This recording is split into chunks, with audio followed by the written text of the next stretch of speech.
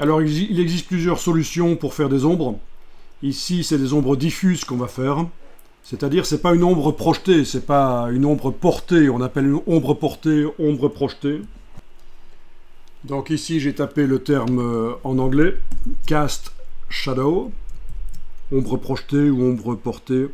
Et forcément c'est ça une ombre portée. Donc on peut en faire dans Photoshop.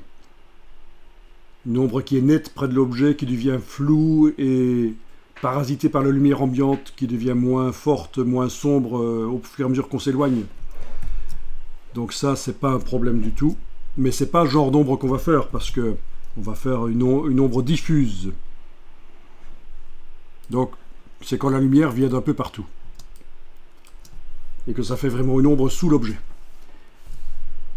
Alors, au-dessus du calque là, vous allez... Je vais peut-être le renommer pour la démo, mais vous n'êtes pas obligé de le faire. Blanc, idiot.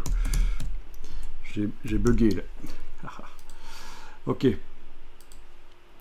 Vous créez un calque vide. Et sur le calque vide, vous allez faire une tâche au pinceau. On prend le pinceau. On va dessiner en noir. Donc, je remets à 0 ici l'échantillon.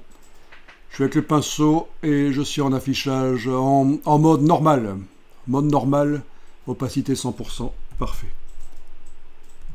Là, vous avez les paramètres du pinceau. D'accord?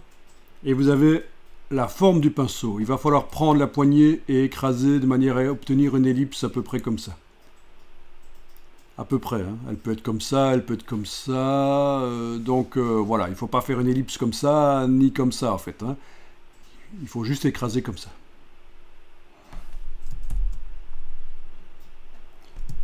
Est-ce que vous voyez votre ellipse quand vous amenez le pointeur par-dessus l'image? Si vous avez une croix, c'est que la touche verrouillage majuscule est enclenchée sur le clavier. Donc il faut la désenclencher, le caps lock, le verrouillage majuscule.